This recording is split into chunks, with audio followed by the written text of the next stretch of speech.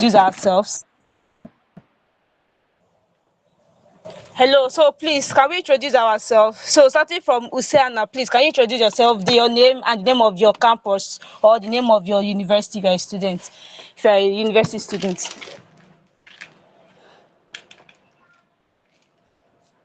Okay, Ugochi, can you introduce yourself? It seems Usaina is not around. Ugochi. Okay, I am Ugochi Onyero from Lagos campus, jealous to Lagos campus. Okay, thank you so much. So Nefisat, can you please introduce yourself?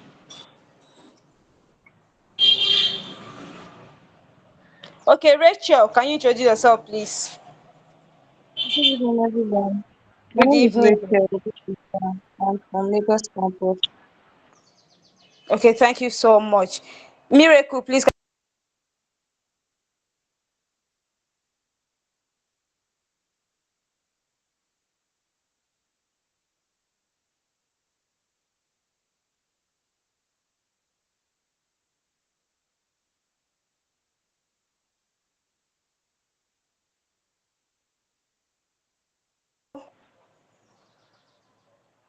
Hello.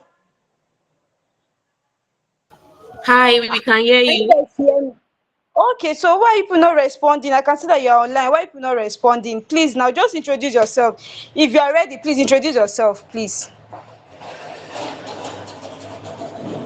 Just unmute your mic, anyone. Unmute your mic and introduce yourself, please. It seems as I'm calling names, people are not ready. Good evening. I'm Melissa. I'm in Port-Harcourt campus. Okay, thank you so much. This person, you're welcome.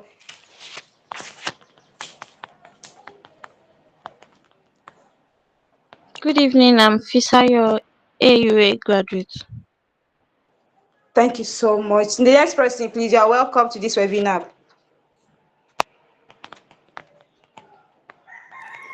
Good evening, everyone. I am Kafo Azizat from Lagos State University. Thank you so much. You are welcome to this webinar. Next person, please.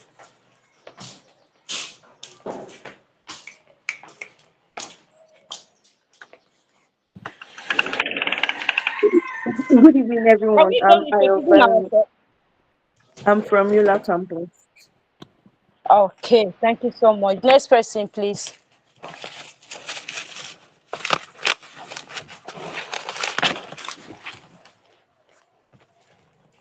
It seems Good we are all evening. busy. We don't. Good evening. Gina. I got this. Thank you so much. You're welcome to this webinar. So the next person.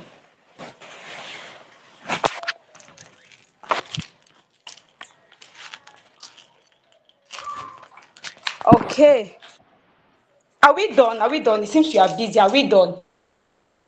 Good evening. I'm Ella from Port-Harcourt campus. Hello.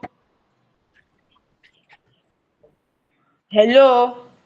Hi, can you hear me? We are done. We are done with introduction, so we can move to the next on the Okay. agenda. Thank you. All right. Thank you so much. Okay. So the next on the agenda, um,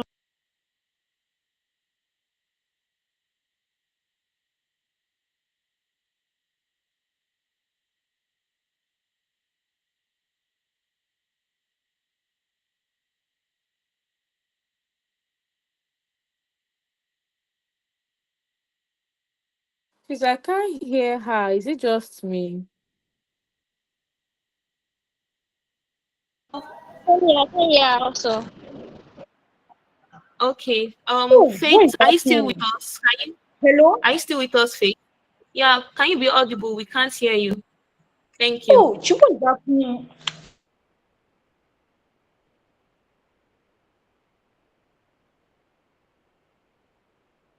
Oh, hey, what is happening? Hello. Can you hear me now? We can hear you now. Hello. Much better. Oh, thank God, please. I pray this network doesn't forsake me this evening. Thank you so much. Okay, like as I was saying earlier, I was just trying to introduce myself as the moderator for this.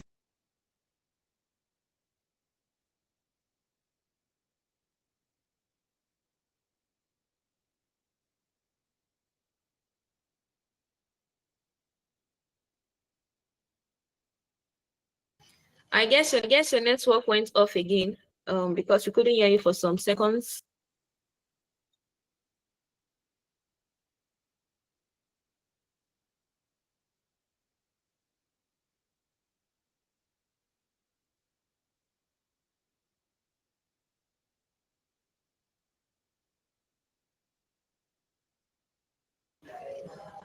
Okay, so while we wait for our webinar, our moderator to get back to the webinar room, I guess our network is having issues.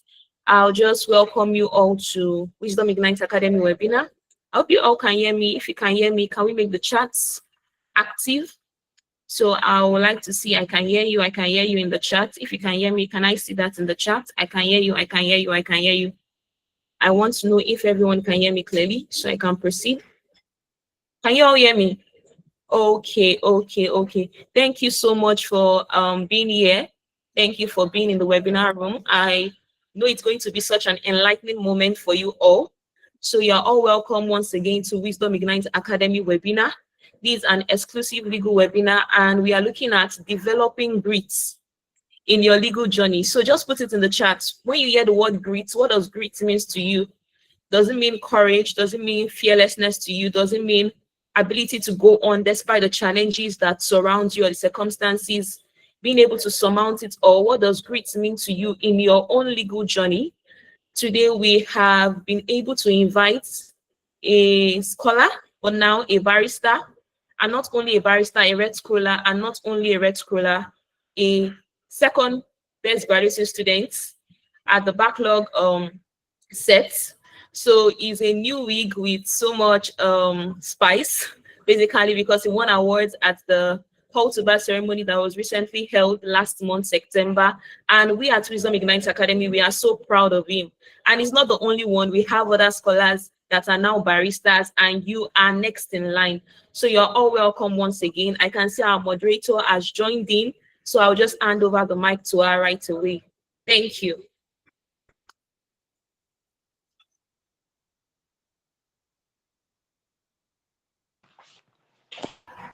So let me confirm. Our moderator, Faith, are you back here?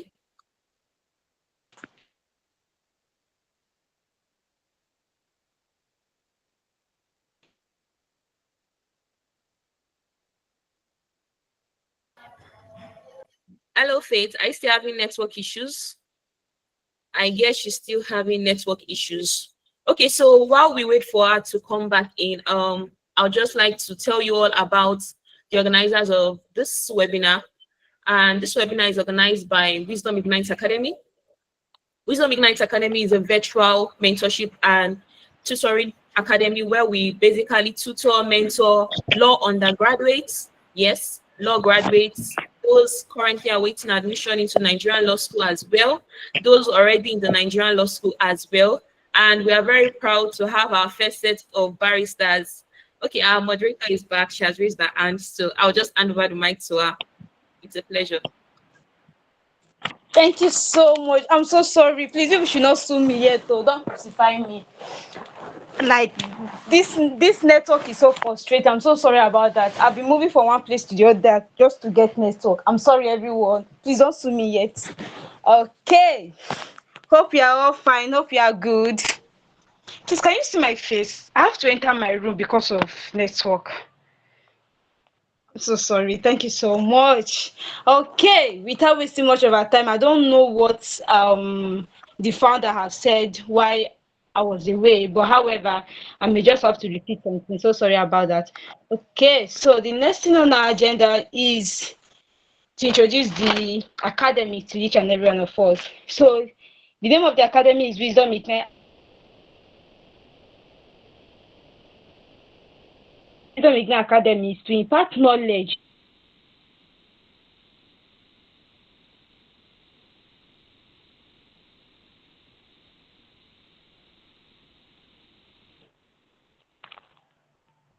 Hello, can you still hear me?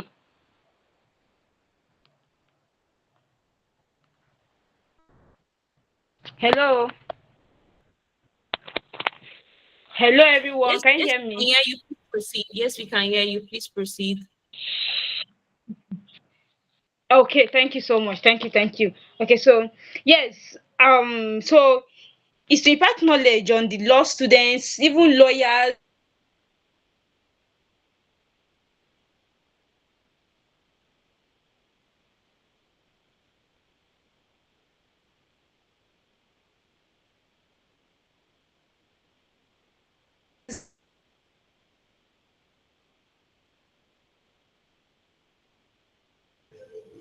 You're muted and we can't hear you as well. Um, okay. I guess she's having a very terrible network, so I'll just continue from here again. So if you know your friends, your learned colleagues that have not joined in, please do well to tell them to join in because we are going to invite our guest speaker very soon. my class.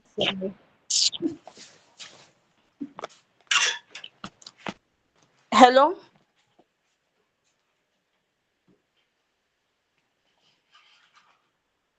Hello.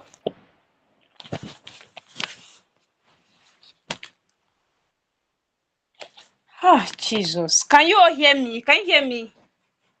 Yes. Sorry, I was muted and talking. Yes, we can hear you. Please Oh, proceed. We can hear yeah. you.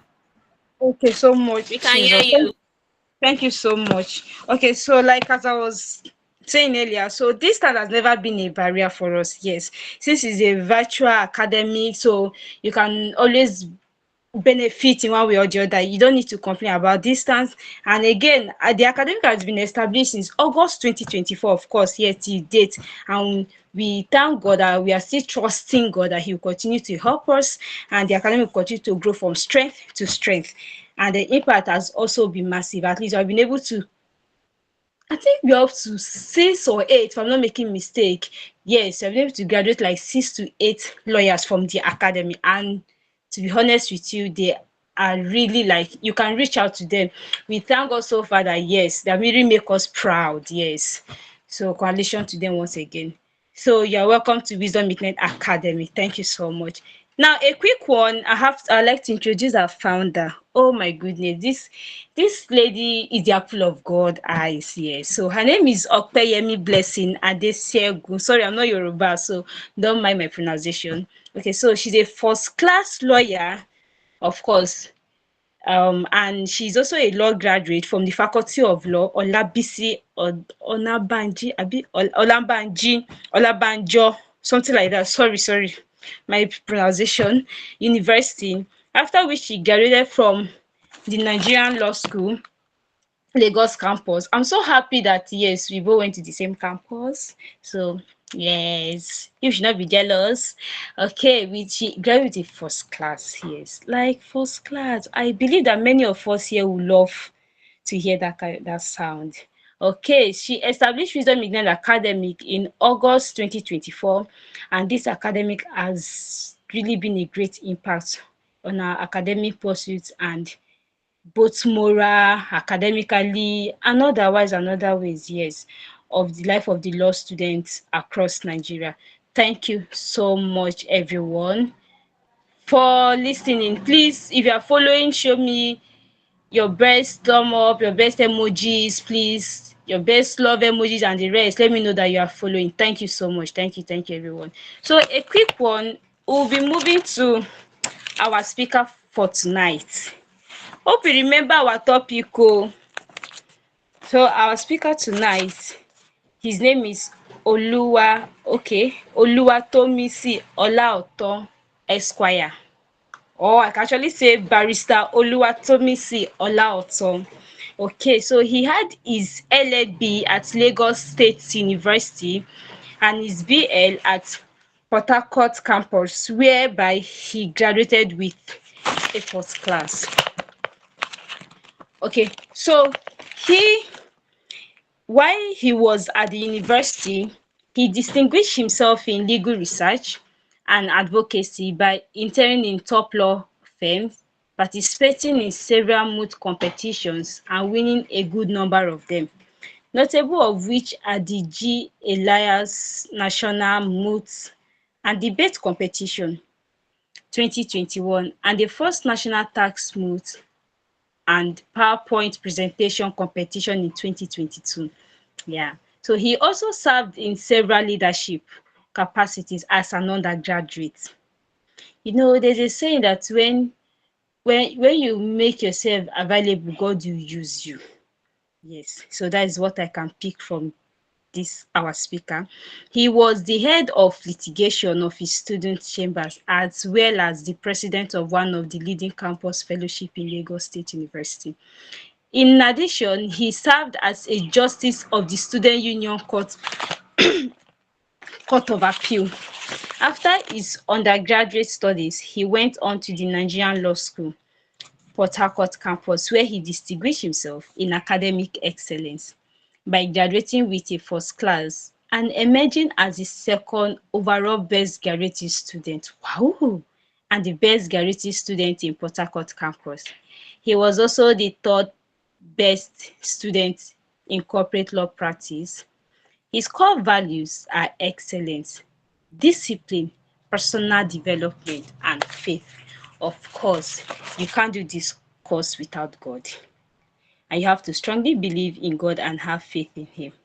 Now, recipient of the Director General's Prize for attaining first class, second best graduate student in 2024/2025 backlog set, third best student in corporate, and yeah, then Port Harcourt campus best graduating student. Please, without wasting much of our time, can we just show our best emoji and by welcoming our speaker to tonight's webinar? Thank you all. Please, I want to see. Yeah, thank you so much. Thank you all. Thank you all. So a quick one, I'd like to remind us again our topic for this webinar, which is developing grit in your legal journey. Please and please, before I continue, hope you're with our biro, our pen, in fact, our pencil. Anyone, anything writable, anything you can use and write, even if it's eye pencil, anything. Hope you are with it, because you will. Let me not tell you, I want you to experience it by yourself. So please, your jotter, your diary, your book, please let everything be ready, please, because you're going to enjoy this webinar. And we are trusting God that you will not go back unfulfilled in Jesus' name. Okay, thank you so much. So please, we'd like to welcome Barrister Oluwatomisin Olaotan Esquire to this great webinar. Thank you so much. You have the floor, sir. You're welcome.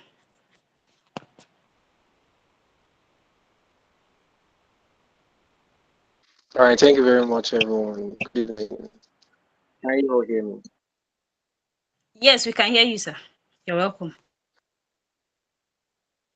All right, thank you very much. So I'm sorry, just to quickly confirm, am I supposed to just answer the questions, or do you expect me to speak before I begin to answer the questions? Okay. Yes, sir, please. You have to just tell us one or two things within like maybe 10 to 15 minutes. You can just tell us something summary about your law journey then before we come up with the questions. Thank you so much. Okay, all right, no problem. So I'll just speak briefly because I think I would prefer to answer lots of questions because I believe that a lot of persons have questions. I also got a list of questions from the registered participants. So, and I think it will take a lot of time. So I'll just speak for like maybe 5 minutes thereabouts and 5 to 10 minutes thereabouts and answer the questions. So sorry, just to confirm one more time because of the network issues. Can you hear me? If you can hear me, please just let me know. All right, okay, I see that some persons are reacting. All right, so I'll just proceed. So okay, the theme is developing grit in your knowledge, in your legal journey.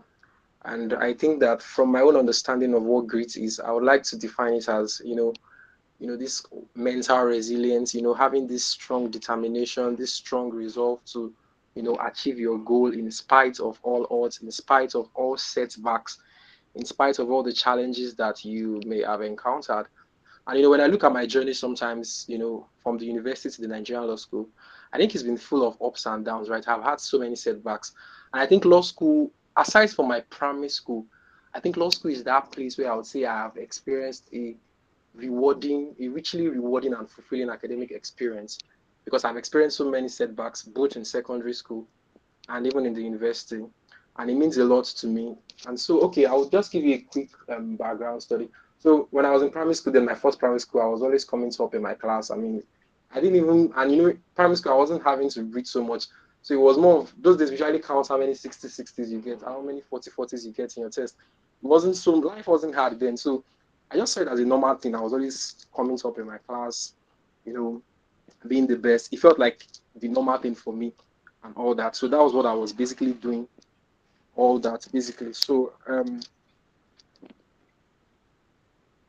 sorry, can you still hear me?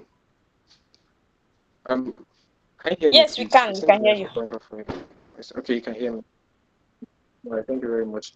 So, so basically, I was always coming to. Then I changed school, and then when I changed school, everything scattered. We were having different. It was no longer the exact same number of topics, but I was no longer coming first. I now became an average student. Changed primary school again, still an average student. Went to secondary school, remained an average student as much as possible. I tried to, you know, try to regain that first position. It never happened throughout my stay in secondary school.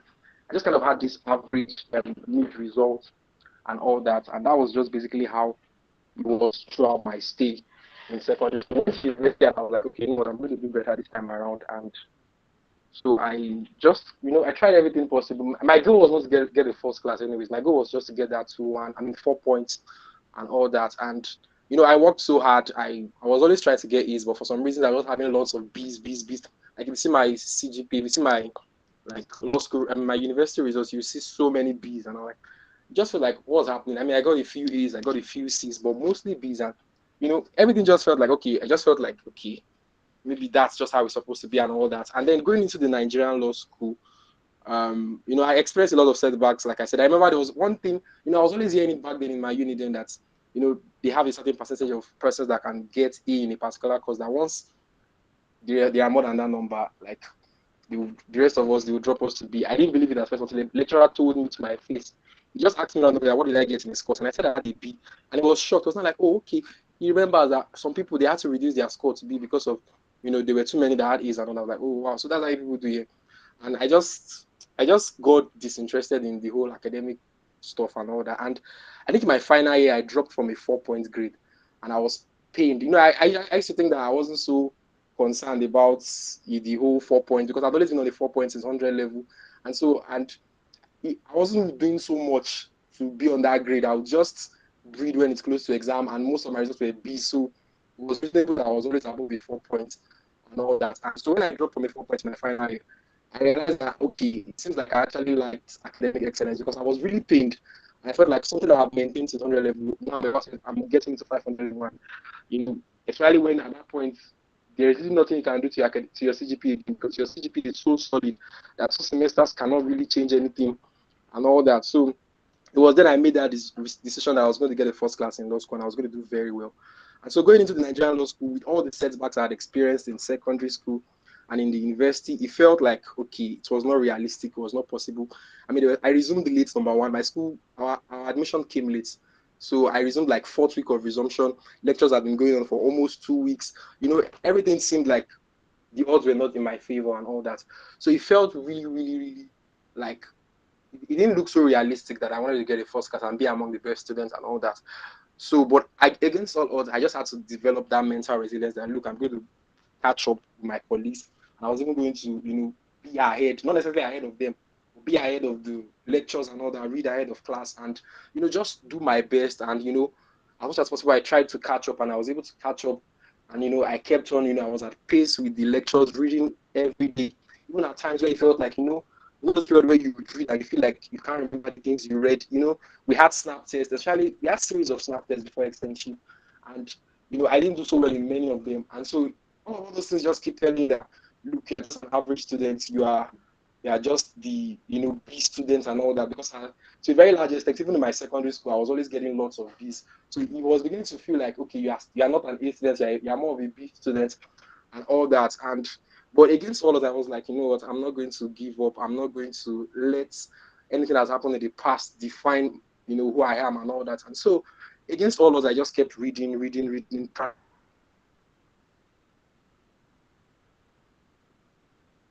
practicing past questions. Okay, my voice. Okay, I'm trying to make my voice more. But again, try to read, and just practice past questions and ensure that that nothing stops me from achieving my goal. And fast forward to bar final period. I mean, at that time, I could say that I was way more prepared, way more ready. We had a couple of pre-bar exams where I did exceptionally well. And fast forward to the bar finals. I mean, I did very well in the bar finals, and I saw my results. I had the first class, and call to bar period. I think it was on the first day. Some persons reached out and said, "Guy, I saw your name on the brochure. You were the second best student. You were the third best in corporate law." And all that. I was like, I didn't believe at all. I was like, send picture, all those things, and then they sent picture, and and when I look at the whole journey, I think it just tells me that when you are willing to pay the price, when you are determined, regardless of your setbacks, regardless of the challenges you face, regardless of the opposition. There were so many challenges and oppositions that I faced that I cannot begin to say here because I think I want to answer more of questions. So there were so many things, so many setbacks. There was a time I got injured. I was like rain was falling, so I was trying to run fast and get inside somewhere where rain was not going to beat me, and then I slid and I fell. I was like, what's the meaning of all this? I injured, like my hand literally peeled, and and as soon as I got to my room, I continued reading. That's the craziest part. I just cleaned the wound and I continued reading. And a lot of things happened basically in law school. So many setbacks here and there, but against all odds, even when you do snap tests, you do pre-bar, you make mistakes.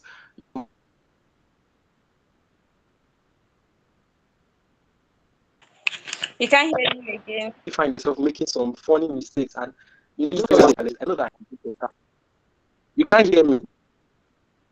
Wow, you can't hear me. Sorry, if you can't hear me, please let me know. I think the I'm network is surprised that you breaking. can't hear The me. network is breaking. Can you hear me now? Yeah, I think it's better now. Oh wow. Okay, you can hear me. All right, okay. Okay. Okay. Just before I proceed, can you hear me clearly? I need to know that you hear me clearly and the network is not breaking because my network is good over here. So I am just trying to be sure that.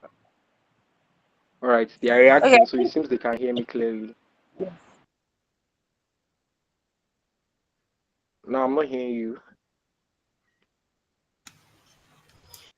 Okay, so I can hear you, Okay. but it's All right. quite low at my end. So maybe Say you that. can make For your those of you voice more currently in law school, audible. regardless of I said I can hear you, but what it's is quite low at my end. So maybe you can make your voice more audible.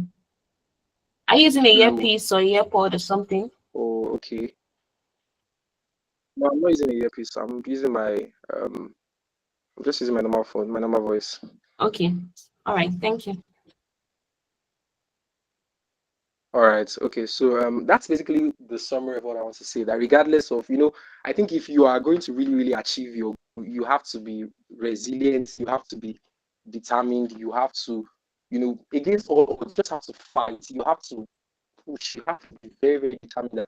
Not that no challenge, no obstacle, no setback is going to deter you from achieving that goal. So that's basically what I want to talk about briefly. Just so for those of you currently in law school, you probably graduated with a 2-1, graduated with a 2-2. Those of you that are yet to, get into law school and you are preparing ahead, and regardless of whatever setback they have faced in the university, just tell yourself that what, there's so much ahead of it. I mean, the future is very bright for everyone, and you just have to be very determined against all odds. I did a lot of. I wasn't so much academically interested as an undergraduate. I was more of, an advocacy. I was always going for competitions, and one thing I learned from going for this competition was that if you are truly, truly determined, you would win. You would actually succeed because I won quite a number of competitions, and for me to actually, because the way it works in my school is that I think it's the same thing for other schools.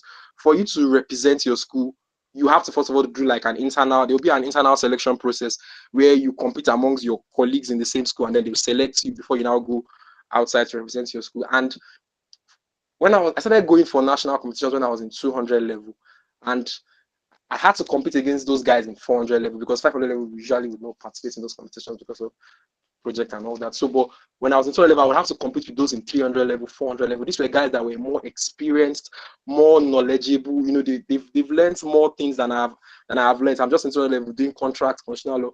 They've done evidence, criminal law, commercial law, torts. So they are way more knowledgeable. They've even done electives that have broadened their knowledge. And so it seems like they have everything better than I do. But I will go against them and still find a way to beat them in the internal selection process before representing my school. in the national competitions, and would even go ahead to still beat seniors in other schools. And I think one thing I learned from that period was just have to don't let the opposition, don't let the challenges, the obstacles, don't let it get to you. You say something like, oh my God, this guy is too good, I can't beat him. I mean, I had to conquer that mindset. So even right from my university days, when I was focused more on competitions and all that, I learned that you have to be very, very determined, you have to be very resilient.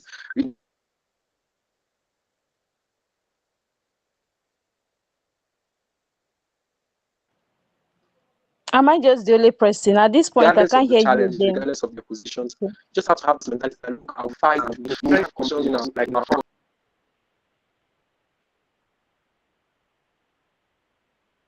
council. And that just shows you that regardless of your level, regardless of your age, regardless of your background, if you are determined, if you are focused, if you are resilient, there is nothing you cannot achieve, basically.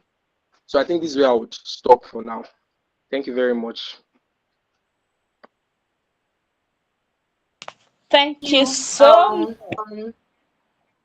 Yeah, please, I would just want to ask if you could get maybe a earpiece or a earpod. I don't know. Or maybe was it the network at a point where straining to hear you? Oh, okay. I had my earpod, but I just thought like, earpod. I thought earpod was going to like, affect. I feel like earpod will affect the whole I think conversation a and all that. earpiece would be So that's why I just better. thought, I don't know. I didn't okay, even hear what you I said. don't use the earpiece. Okay, I don't use the earpiece. I have a earpod though, but I will check. I will see what I can do to make my voice more audible. Can you hear me now?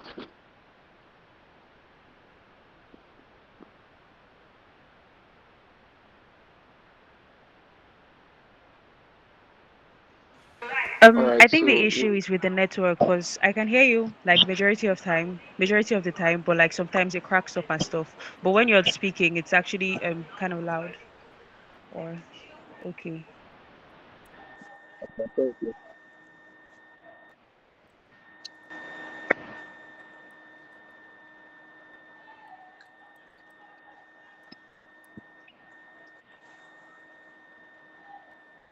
all right, I said I was done. Like I'm ready to take questions now.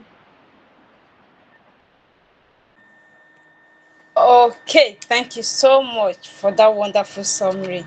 Okay, so we'll move straight to the question in order not to waste most of our time. Okay, so so far so good. The question that we've gotten for this webinar, the first one is, how can I overcome my final exam fears and anxiety? And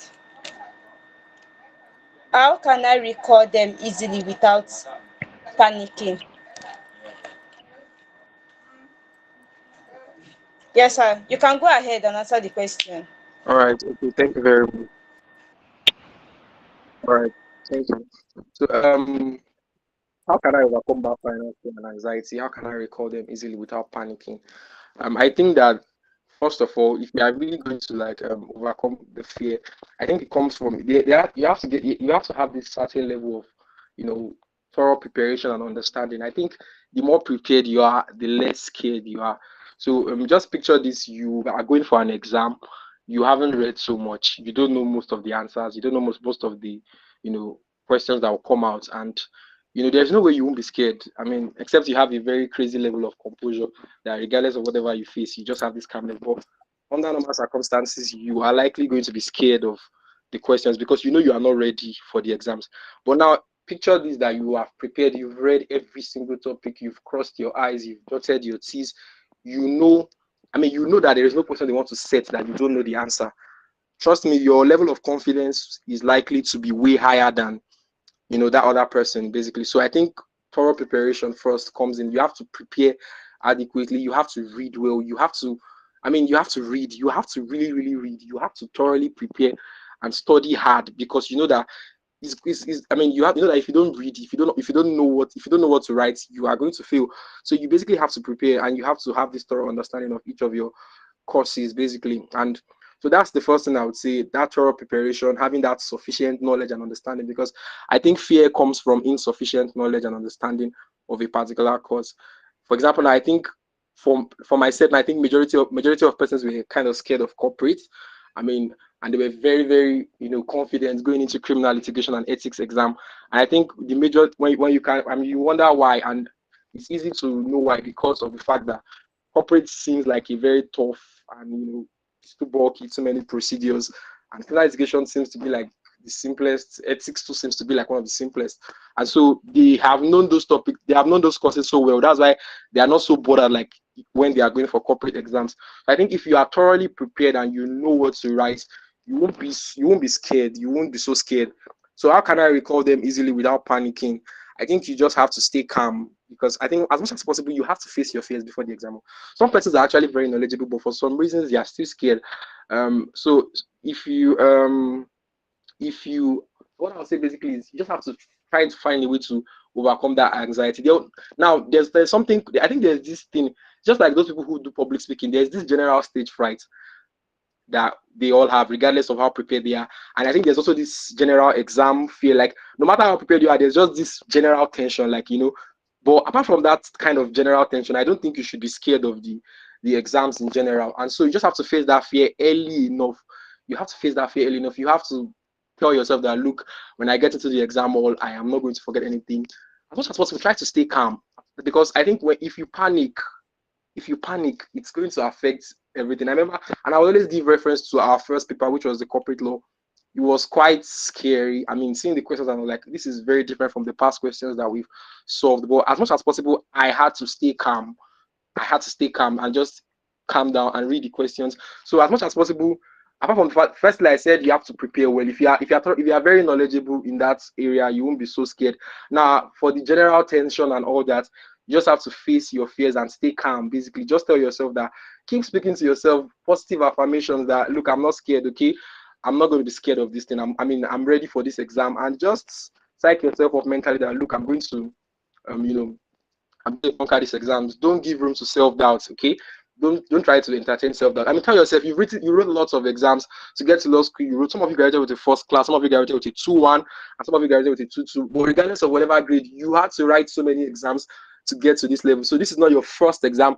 And if you have plans on going for masters, it's not going to be your last exams. So just as much as possible, tell yourself that, look, it's just an exam, okay, and I'm going to do well. You've read. It's if you've not read, that's when you'll be a bit scared. But if you've read, trust me, you have nothing to be worried about. So yeah, that's it. Okay, thank you so much for that answer. So the next question here is to the okay, so at the time you feel like giving up, how did you overcome that and how did you push yourself forward and you didn't give up? Okay, I have the floor now. Okay, so let me start by clarifying something. And this may sound hard to believe, right? But I don't think there was a time I felt like giving up. Now, there were times I felt tired. There were times I felt exhausted. But I don't think I wanted to give up. Okay, let me just clarify that first of all. I felt tired. I felt exhausted. But and I think the same for most of us. We just like to use the word giving up. And I think it's just a matter of perspective, okay? I never saw it as I felt like giving up. I saw it more of I was tired. Okay, I know when you're tired, what was the most logical thing? Stop. But I said as I'm tired, I just need to take a break. So there were times I felt really tired, there were times I felt exhausted. The whole thing was so exhausting, so demanding, and it was just so much, so much, so much to take. And but at the back of my mind, I knew that there's no giving up. If you give up, I mean, you're not. How are you going to give up? How do you want to explain to your family and friends that you give up? There's no giving up. So at the end of the day, you still end up going back to the whole work. So there's no giving up, basically. So I did not feel like giving up. There were times I felt really tired. And so how was I able to overcome that phase? I think one of the things is that from the very beginning, I made up my mind that, look, there's no giving up on this first class goal, okay? And I had a very strong reason. I think first thing I would say is, what is your why? Like, what is your reason? What is your reason for wanting to get that first class? What is your reason for wanting to get that good grade? For me, I had so many reasons. Because number one, I needed to remind myself that I was an intelligent student.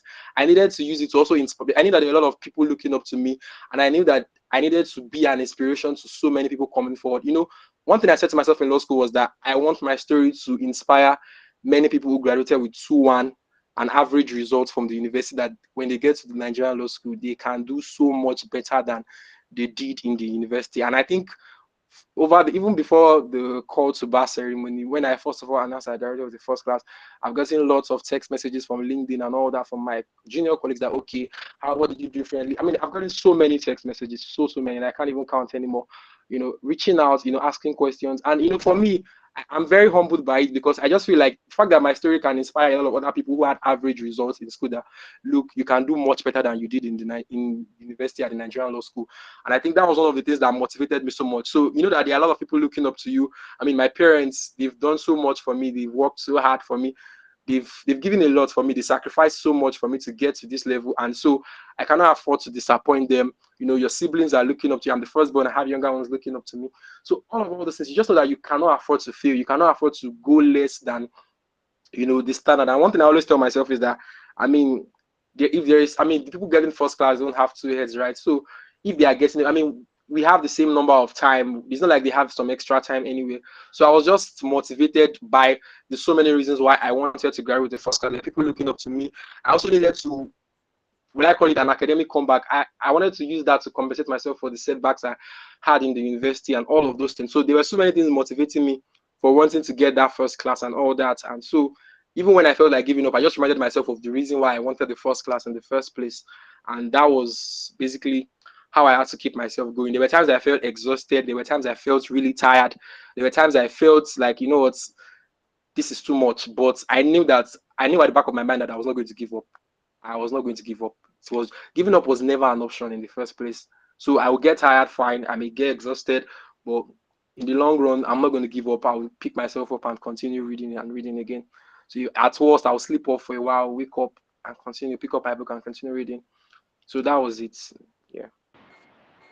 All right, thank you. So the next question is, what could you have done better if you would go to the past? Like, if you were to go back there again, what could you have done better than from the one you did before? Yes, you have the floor now. Okay, what could I have done better?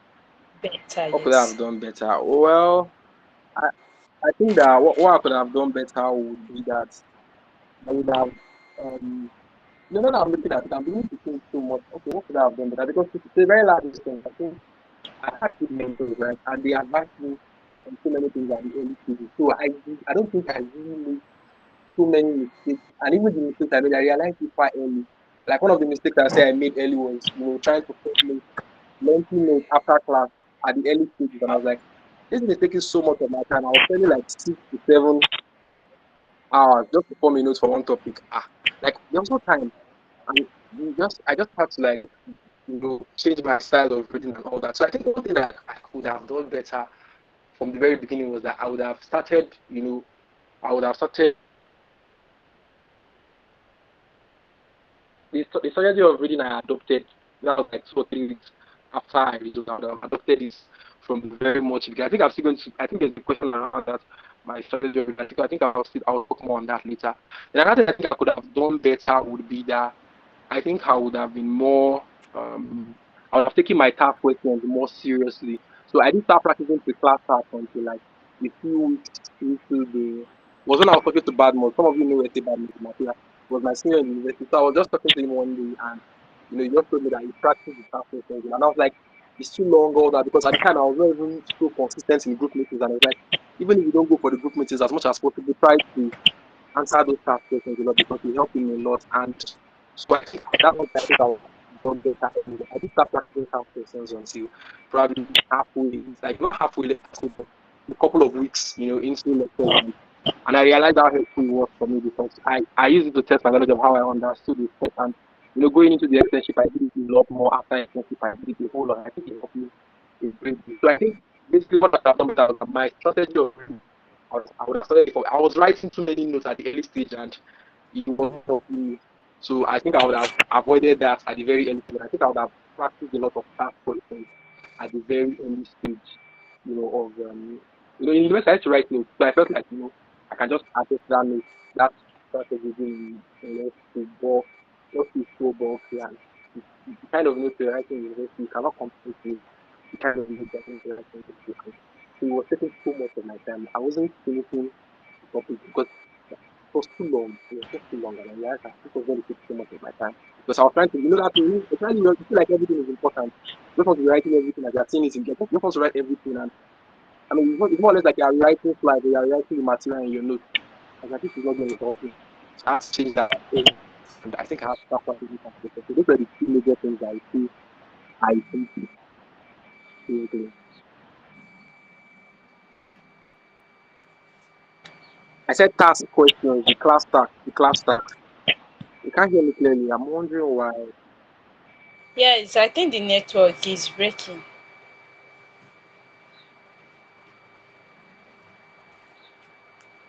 Hello. Okay, yeah, okay. All right. I'm trying to remember. Yeah, I can hear you. I can hear you now. Yes, it's Can you just hear your me? network. From point, the voice is clear, then later on it's breaking, so it's shaking anyway.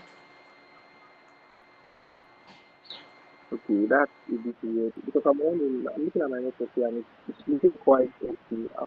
Let me change my location. But all right, just Can you continue. I've answered just that question. more audible than this? All right, I'll be more audible as well. So, Okay, thank you. sounding at the background.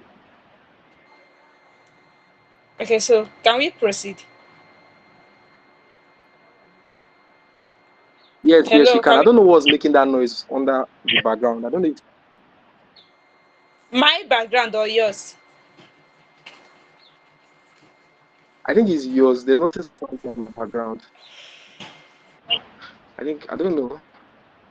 I can't hear you. Okay, so can you hear me now? Hello. All right, but I think you can proceed with the next question. I'll try to make my best. I Okay, can hear the you next. clearly. Can you proceed with the next question?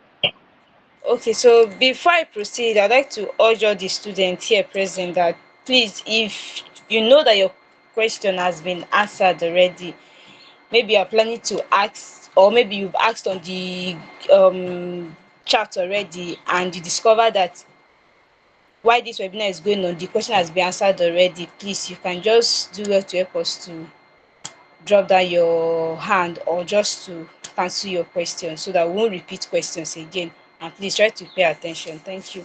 Okay, so the next question is, what mistakes or lesson did you make and learn? Like, what mistake did you make back then, and what lesson did you make out of it?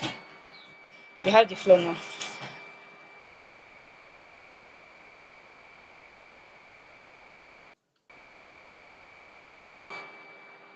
Hello.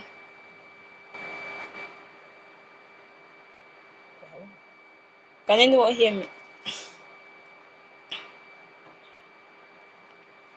Yes. Hello. Since Yes, we I've can hear you. Barrister Oh, Oluwatomisin, you're muted.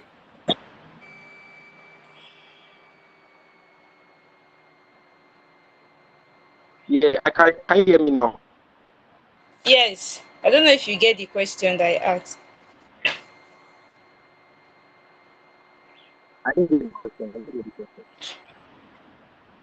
Okay, the question is, what mistake did you make back then, and what lesson did I you did learn not get the from it? question. Oh. The question is, what were the mistakes that you I think made I answered back that already. then? Okay, so thank you. Then the next question is, what would be your advice for your juniors and law students?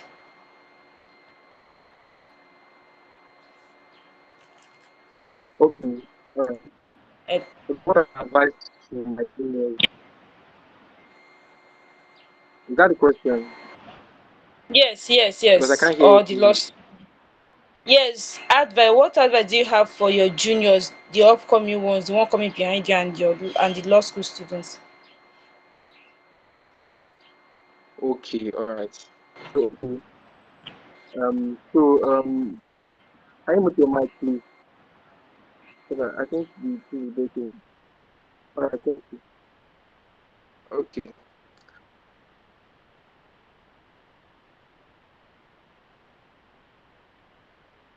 All right, thank you. So, my advice to the marathon and not a sprint, okay? So those of you that are already there right now, I mean, I can't be giving you that anymore because you have limited time. But I think one advice I give to some of my colleagues that went to law school earlier on, and those that are some persons that reached out that are preparing to go to law school, is that try to see law school as a marathon and not a sprint. Because when you get to law school, the usual practice at the early stages, there's this enthusiasm, this high enthusiasm that everyone has about wanting to get the first class, and you see people reading at a very, very high level of intensity at the early stages. You even hear of people already doing overnight at the very early stages, and you're wondering, like, that finals is in like 8 months' time. Why are you reading overnight? And you're wondering the level of hard work and energy they are putting in at that very early stage. And the thing about that is that sometimes it seems like it may work, but I feel like sometimes it can lead to burnout and all that. So I think you should just take it, at a certain level of pace, at a balanced pace. Just ensure that you are reading every day, taking it consistent. Because at the end of the day, consistency will always pay over like this intensity. You read for 10 hours today, you don't read tomorrow and all that. Just reading every day would help you a whole lot. So I tell them to take it, one step at a time. Face each course as it comes, basically.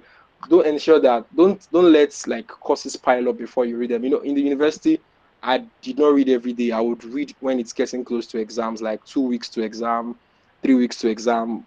Around that time, I'll begin to read. And so I'm trying to read like 8 to 10 topics at the same time and all that. And I'll try to memorize everything. And even though I was able to get, B's and all that, but that was not the best. So, and in law school, as much as possible, I read every single day. I don't think there was a day I did not read at all. I don't think there was not a single day I did not read, no matter how little. I made sure that I read every day. I read before the class. I read after the class. Basically, just reading every day. You just want to know that you want to ensure that topics don't pile up before you begin to understand them. So I'll make sure that I read before the class to have an idea of what the lecturer is going to teach. Then I'll pay attention in class and read after the class again. So basically, see law school as a marathon, okay? And you know how you run a marathon. You don't start with full speed. You kind of go at a very, very balanced pace till you are getting towards the finishing line before you put in all your energy and all that. So now is not okay. Not for I'm not talking to those of you currently in law school because time has really gone. And you might have to increase your pace a little bit. And when you get closer to the exams, you have to give in your all at that point in time. So just see law school as a marathon and not a sprint.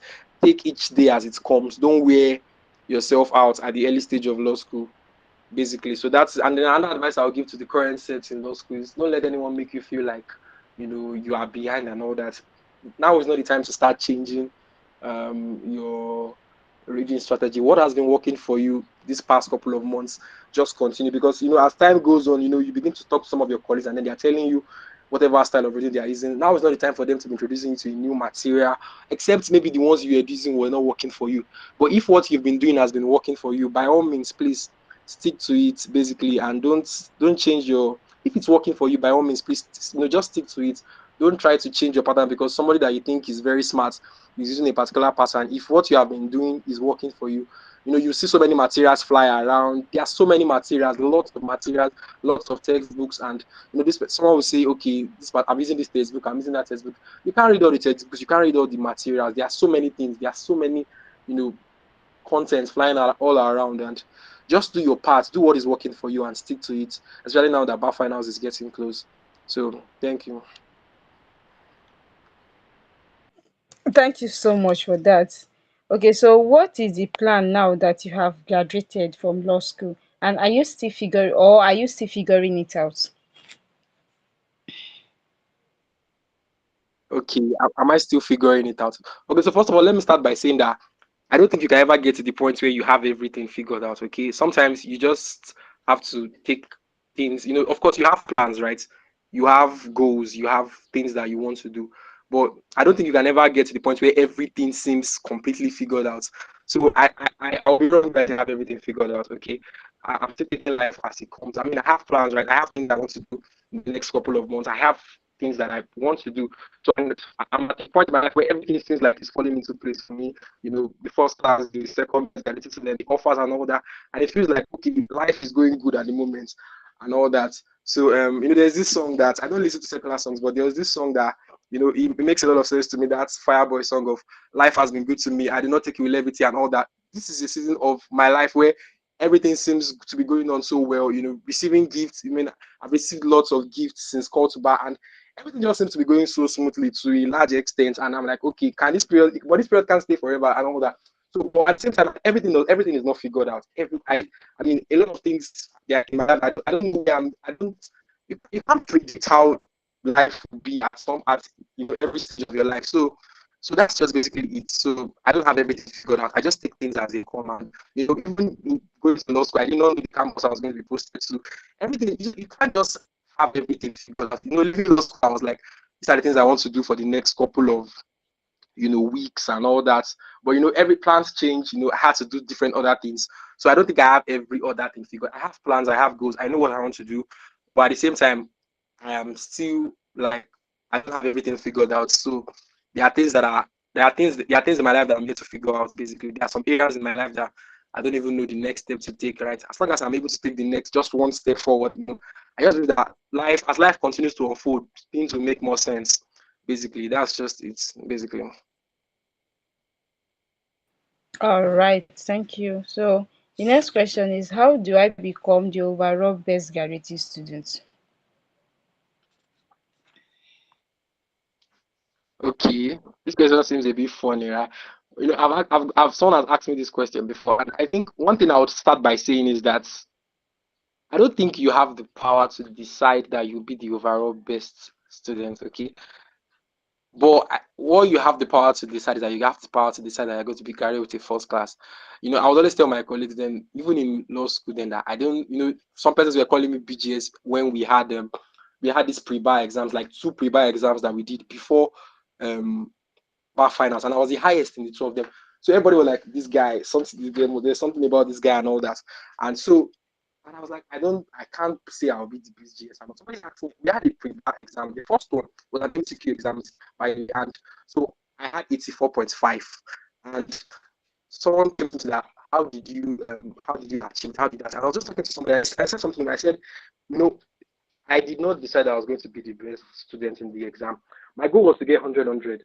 And I just told myself that, okay, if I get 100, I just might be the highest because there was a prize for the best level, could get a big and down. And I was like, okay, I think I'm up for this. And so my goal was to get everything in the exam. So I remember coming out of the exam all and I was like, I don't think I'm going to like the exam didn't go too well because I know that I missed more than 10 questions. I missed like 15 questions at the end of the day. So I felt like other people are going to do better than me. There are people that will score 98, 97. So I thought. So when I had that I was the highest, and then I was like, oh wow, it seems like I actually did very well. In my mind, I was thinking I go like 96 or 97. Only for me to see my screen, I thought I had 84.5. I was like, oh, that's low. That in my opinion, that was low because I've been practicing MCQs for a long time, and I was getting a very very high score. So I felt like I should be able to repeat that in the pre-bar that we had and all that. So I can't because if somebody had scored 87, I wouldn't have been the best. So I think you don't have the power to decide that you'll be the best student. What you can just do is to focus on having the best of results. So for example, now my goal was to get at least 80. I wasn't targeting 70. I remember coming out of the exam or for one of the exams, somebody was like, at least you don't get 80 already. And I first of all said amen. I was like, but wait, with what I wrote, 80 should not even be an issue. I should be looking at 90 because I did almost everything so correctly. So and I was like, that's the kind of mentality you should have, right? That you should want to score very high, like as much as possible. You can get almost 90. You can get 90, it's possible. You can score very high. Like you can actually score very high. I mean, 70 is too low for me, in my opinion. I mean, I feel like 70 is quite low. That was how I was seeing it in law school. Like, so my goal was to get at least 80 and if possible 90 in my courses. So I approached the bar finals with so much, expectations that I was going to score very high. And the exams went so well, except from corporate that was looking somehow. Most of the exams I wrote, the exams went so well, and I can't really say, okay, this is the question I missed the answer. I did not know the answer. I knew almost all the answers, even all the answers. So at the end of the day, even if I'm going to miss any mark, maybe how I answered my question, but the content itself cannot be wrong. I got the drafts, so I aimed so high, and so I think being the best student was just the resultant effect of the excellence that I put into my work and all that. So I don't think you can decide. Okay, I'll give you an example. Busayo was the best student of the regular set, and Benedict was the best student of our set. This is my set. So now imagine Busayo and Benedict were in the same set. One of them would not be the BGS. That is just the fact. So in fact, one of them may not even be the second BGS because it's possible that the second BGS from either my set or the previous set did better than the BGS. So at the end of the day, you really can't decide because no matter, even if you score 95 in all your courses, there may just be somebody else that scores 96 or 97. So to your, because being the BGS is largely determined on the performance of your other colleagues. So I don't think you have the power to decide that you'll be the best student, but you have the power to decide that you're going to do very well. And I think that if you put in your effort and you put in the effort and you do so well, chances are that you just might be either the best student or one of the best students at the end of the day. So that's basically it. All right, thank you so much. So we are trying to beat the time and we still have a lot of questions lined up here. So please, you have to do us a favor by just answering the questions very fast, maybe just summarize it. Thank you so much. Okay, so the next question is, how do you manage your time in the exam hall for both MCQ question and the essay question for all the courses? Okay, how did I manage the quest? So I think practice basically for MCQs is just practice over and over. With time, you get into the time now. I think we had to prepare MCQs, like I said earlier on. I got a lot of questions from my colleagues that how were you able to finish? Because I think before time was up, and some of them did not even finish. Some of them did not even reach their last. And I told them that it's just practice, and many of them. It was even they were very happy that we even had those pre-bars because it made them realize that they are not yet, they've not gotten to that place where they are finishing before the time. And I think for the bar finals itself, majority of my colleagues finished before the time was up. I think it's just have to practice. So just practice over and over and over. For MCQ, MCQs is the fastest exam you might probably write. So I think you should just practice the MCQs over and over. With time, you find yourself answering it at a much faster pace and all that. And then for theories, I think if you know the answers, it will be easier for you to answer. Because in my opinion, I don't think the questions that demand so much story and all that. I mean, in as much as you're not supposed to write very short, I don't think you have to necessarily write very long and all that. So, in my opinion, I mean, I feel like if you know the answers, you won't have to waste so much time on it because once you know the answer, you're not thinking. I think one of the things that can cause you to take a longer time in exam is if you're trying to think of the answer and all that. When you know the answer, you're not going to waste so much time. And also, I think it will help if you allocate time, right? For me, I allocated 45 minutes to my compulsory questions and 30 minutes to my optional questions. So at the end of the day, I'll still have about 30 minutes left. Now, things may not go the way you want it in the exam. So just tell yourself that if the 45 minutes is up, if I'm almost done, I'll quickly finish. But if I'm not done, I'll leave it and go to another one. Just try to ensure that you keep, because at the end of the day, it will not make sense if you answer 3 questions and leave one. So just try to allocate time. And if you really know what you are writing, I think you might finish before the time is up. I finished before the time was up for all my questions, and just practice. I think practicing ahead of time so it helps you. When you've practiced past questions repeatedly, you would have timed yourself over and over, ahead of time. So I think it's easier. Yeah, that's it. Okay, thank you so much. So during exam time, how were you able to overcome sleep and to also sleep without breaking down? Okay, so how were you able to overcome sleep? Then also, how were you able to prepare well for the exam? Like, so for someone like me that sleep very well, how can I overcome sleep? And for some of us that love to use that love to take all these caffeinated drinks, so what advice do you have for us? So I think I matched the question together. So I don't know if you get it. Okay. All right, that makes sense. So how do I overcome sleep? Can you overcome sleep completely? I think you can just manage how you sleep. So I slept in exam. I'm not in the exam, but I slept during the exam period for like 5 to 6 hours every day.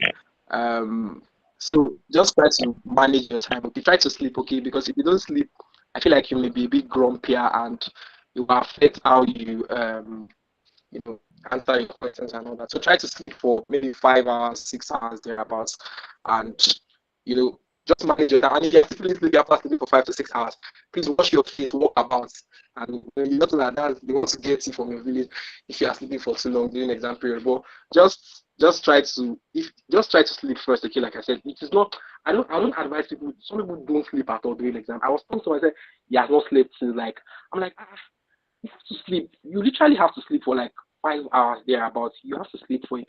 Just so that way I feel like your brain is even more well rested. I think a well rested mind helps you assimilate more and even perform at a more optimal level And if you feel sleepy after you've slept for like 5 hours, thereabout, wash your face, brush your teeth. I think brushing your teeth helps your eye stay very clear and walk about, leave your room.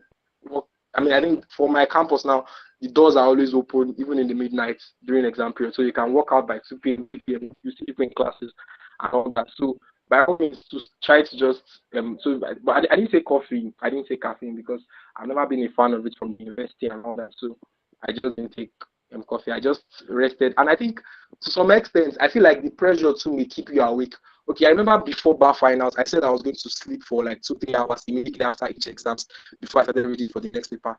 As soon as I lay down to sleep after the first paper, the sleep did not come. After a few minutes, I stood up myself and started reading. Sleep did not just come. Like the anxiety, there's a lot of anxiety too. So I think to some extent too, some of these things you don't have to force it. Sleep will just find its way to leave during that period and all that. So I think that's basically it. Rest, and if you still feel sleepy after resting for a good number of hours, wash your face, walk about, and that's it. All right, thank you. So, did you choose your campus? And if you did, what influenced? Okay, I think, did you choose your campus? And what if you did, what influenced your choice of campus and extensive placement? Like both your court attachment and your chamber attachment. So, if you pick them yourself, what influenced you and also your campus?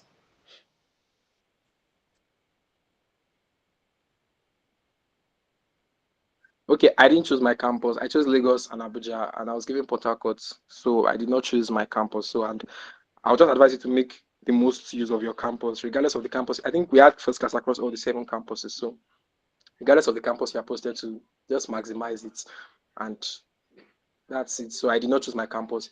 Externship placement, well, you choose a location and they post you to where, so wherever they post you, you go there. So for courts, I chose a location, I was posted to the high courts in that location, and I was there. I mean, my judge was very strict to some extent, so I didn't have so much time to read during, but I found a way around it. And for law firm externship, the firm they posted me to does not exist anymore. Probably it existed, but they had changed location, and I couldn't find it online. So I left. I applied for a much closer firm. I found another firm. I told them I want to go to this firm, and they allowed me to go there. And they were quite lenient with me there. So that was basically it. I didn't do so much. If the firm initially was okay, I think I would have done there too. So I did not really influence my posting and all that. So whatever they gave me, I made the most use of it. Yeah, so that's it. All right. Okay, next question. Considering that the general marking guide available to the public is somewhat insufficient, so what unique way did you approach the bar finance? I think some of the finance. Okay. I'm done. You have the floor. All right. So, okay. Okay. I'll start by saying that you have to, most importantly, when you're answering, there's no one way to answering the questions, right? Let me first of all clarify that, because you can speak to somebody else and tell you this is how I answered my question, and then we all had the same first class and good results, right? So there's no one way to answering the question. So, but I would say that however way you choose to answer your question, always make sure that you give the examiner a thorough understanding of the question that you are being asked. So that no matter how you answer it, they know that okay, this person knows what he's writing. And as much as possible, let your answers be very clear.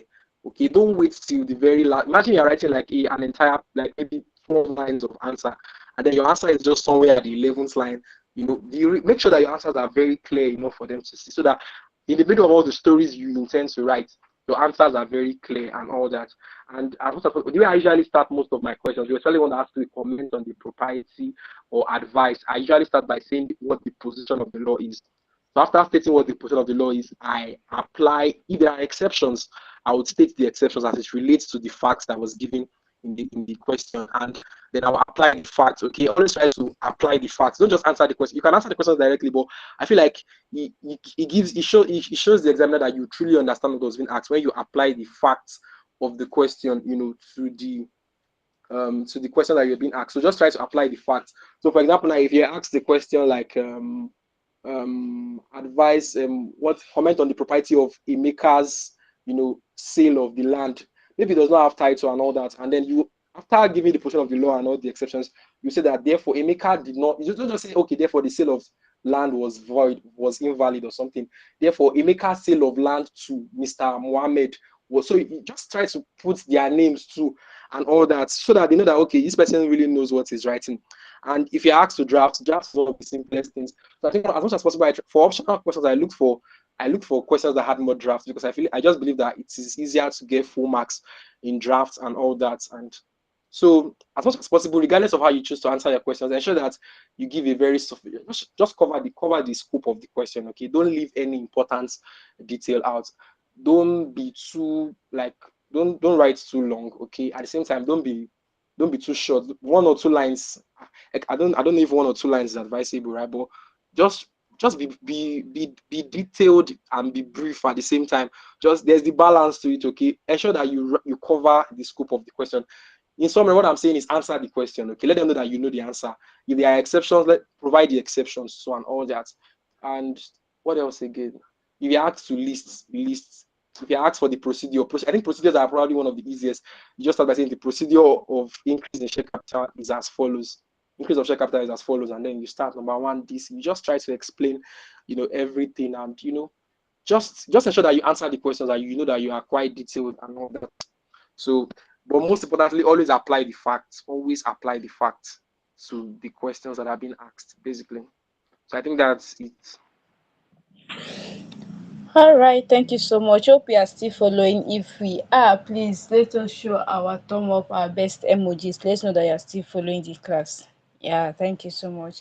Okay, so our next question: what was your routine like in law school? Did you have any system for consistency?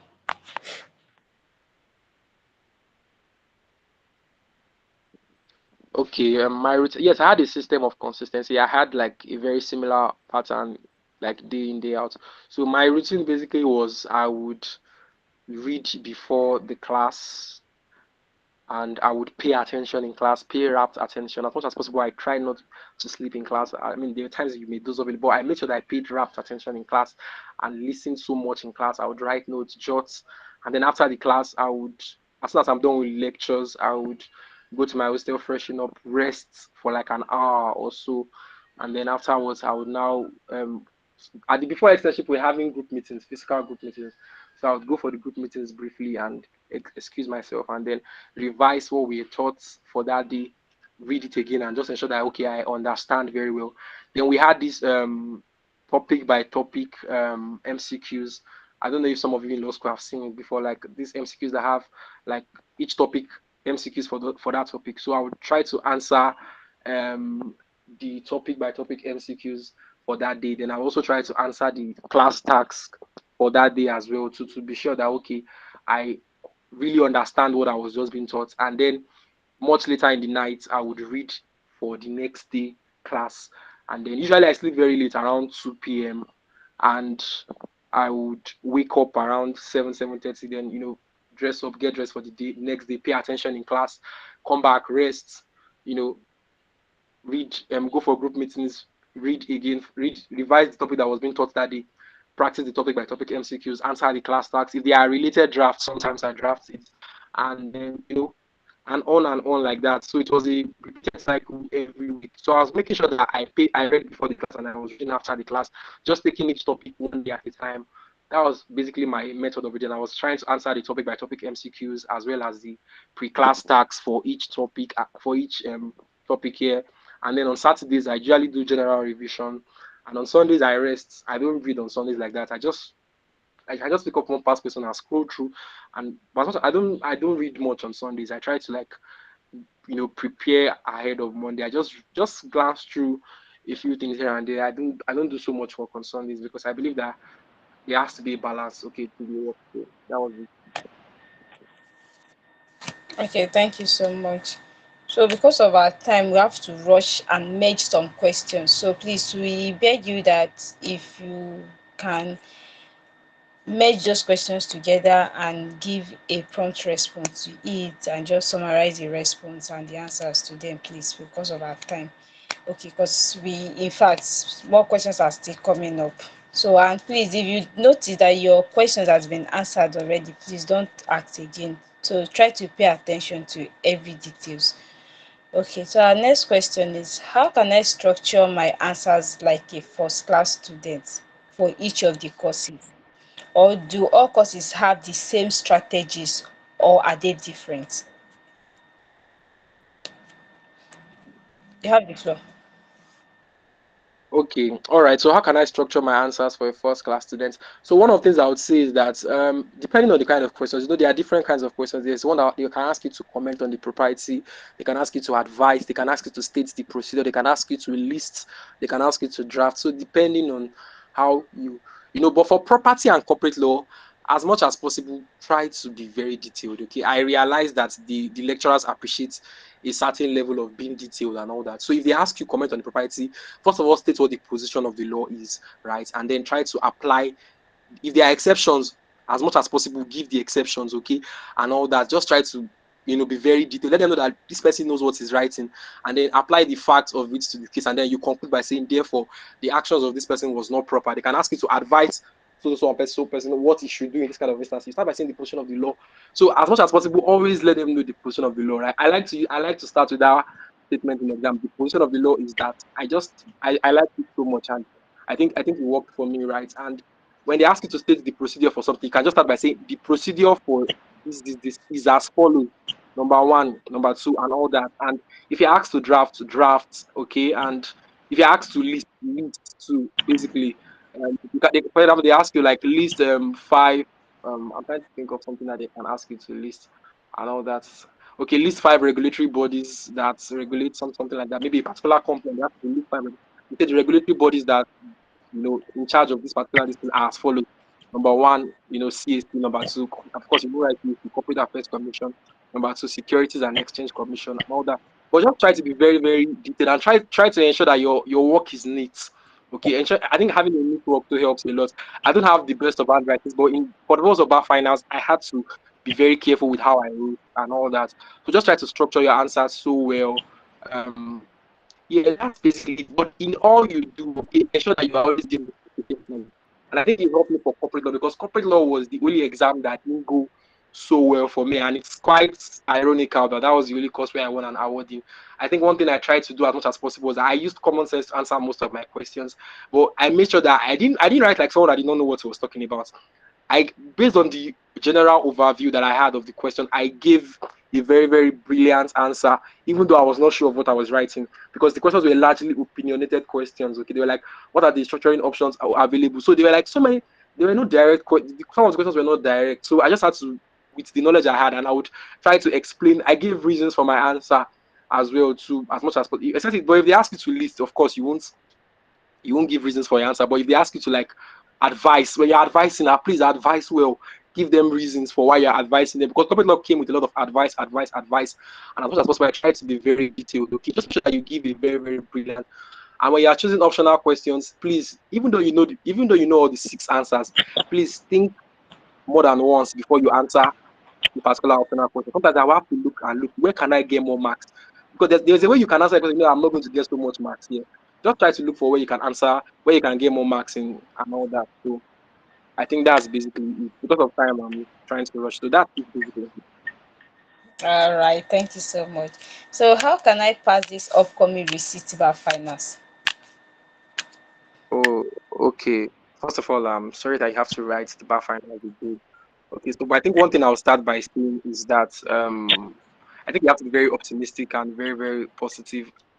Don't let like what happened like affect like how you prepare. Like, okay, when the same thing happens again, just be very positive and you're going to ace your papers and all that. So another thing I'll say, read aggressively. Okay, just read and read and read and read and read. See, I'm sure that you understand it. Then by now, I kind of hope that you've probably requested for like the breakdown of your results, so you can know where what happened. Like I don't think you failed all the courses. I think it probably is just one or two courses that affected you. So just try. If you've not requested for a breakdown, I think you should request for a breakdown and know where what happened and where what went wrong. Whichever course, and so just prepare, put more effort. If it's a conditional pass that you had, it's only one course you have to write. So just put in all the energy. But if you have to retake all the papers, just pay attention and try to read again and read and read. If there is anything you don't understand, reach out to a colleague that probably had the first class or a 2-1. And I mean, at this point, you may have to like put aside. There's someone that reached out to me that had a receipt, and I've been speaking to the person. She was from my campus. I've been speaking to the person for a while now. So I think at this point, you may just have to like avoid the shame and all that, and just summon up courage and reach out to the person that, please, I need your help. I'm having to retake the exams, and there are some things I don't understand. And I think the person will be very much willing to help you out. So if there's any topic that you feel like you don't understand, that you just need somebody to guide you and assist you, I think you should reach out basically, and just try not to entertain fear as well. So as even as the exam approaches, just prepare, giving your best, and hopefully this time around everything would. I pray that everything goes well this time around, and that you ace your papers this time around. So that's it basically. Thank you. All right, thank you so much. So I think I can see some similar questions here. How to answer bar final questions? I think you've answered that already. Then continuation, how to navigate and adequately answer bar final questions. I think you just have to skip that. Or do you still have something to say about that, our speaker? No. I think I've given like a general overview of what contains already. Okay, thank you. So how do you assimilate fast? Yes. How do you assimilate fast? Okay. First of all, I think it has to do with mindset, right? So I have this mindset generally that I think the way you think actually affects how you actually are in life. So I have this mindset that there is nothing I cannot understand. So going to the Nigerian law school, I already told myself from the beginning that there is no topic. I don't want to know how hard it is. Once I pay attention in class, I will understand it. And I think there was only one topic out of like the almost 100 topics, because I think an average course has like 20 topics, that I did not understand the first time we were being taught. And I mentioned, and I went back to read it after the class, and I understood it.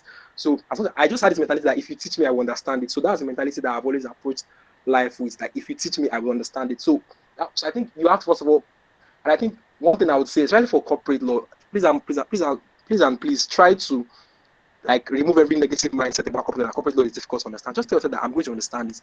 I will pay attention and I will understand it. So your mindset, it goes a long way in affecting how you even assimilate. I think your mindset determines even your level of assimilation. So have the right mindset that, look, I can assimilate, I can understand. When you look at corporate law, it looks almost impossible to memorize. Especially I'm using corporate law because I think it's one of the most bulky and complex topics and course, and it looks like the most challenging. But just have that mentality that I'm going to know this course, I'm going to memorize. There is no procedure that you ask me.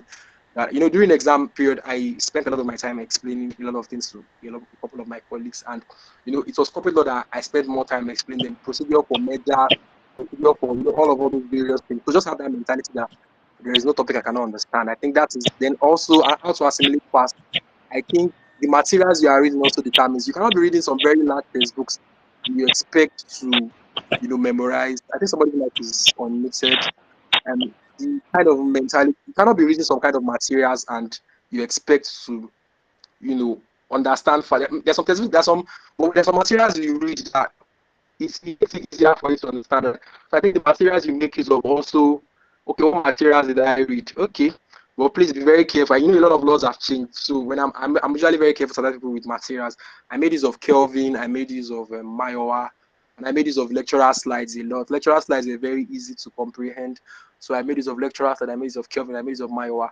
I made use of Badmos, especially the drafts. And sometimes because I used to say that Badmos has everything. Okay, so anytime I needed something that I could not find in Kelvin and Mayowa, I would just go to Badmos, check for that pattern. Because it was too long, so I felt like it was going to take so much of my time. So I only used it for when I needed to find something that I cannot find in the regular materials that I had. And I mostly used it when I was answering task, because task questions are very lengthy, and sometimes there are questions they ask that you can't find in the regular materials. So that's what I use Badmos for. So that apart from that, so basically the kind of materials you read, Kelvin is very, very easy to understand. Again, I'm advising you be very careful. Laws have changed. So pay rapt attention and always pay attention in class, because no matter the material I used, my lecturers' teachings were what took precedence at the end of the day.